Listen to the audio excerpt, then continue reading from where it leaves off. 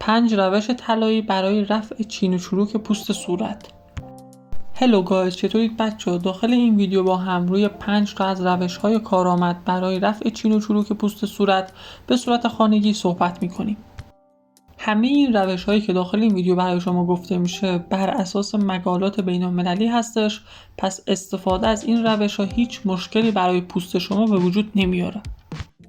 و همچنین همه این روش‌ها رو میتونید که داخل خونه انجام بدید. اولین روش ماسک آلوورا با خیاره که میتونه که یکی از بهترین روش‌ها برای رفع چین و چروک پوست صورت باشه. برای تهیه این ماسک ژل آلوورا رو با نصف خیار تازه خرد شده مخلوط میکنیم و بعد روی پوست صورت خودمون میزنیم و 15 دقیقه صبر میکنیم.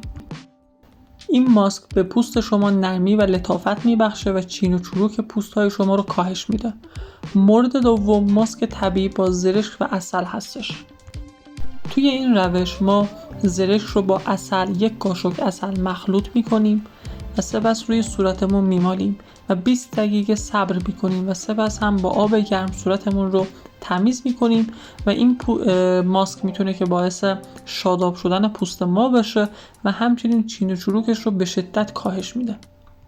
ماسک و روش سوم ماسک ژله‌ای پرتقال با عسل هستش که ما 1 قاشق عسل رو با کمی پرتقال خرد شده مخلوط میکنیم که حالت خمیری به خودش بگیره.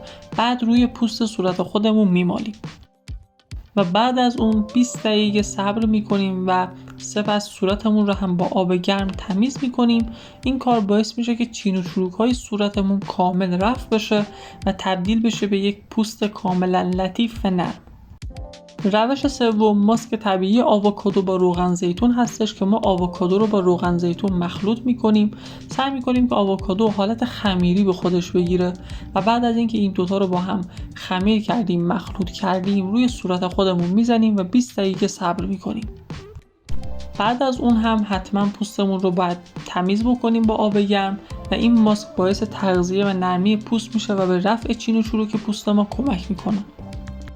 آخرین روش ماساژ صورت با روغن خراتینه که ما کمی روغن خراتین رو به پوست صورت خودمون میزنیم و 20 دقیقه روزانه ماساژ میدیم.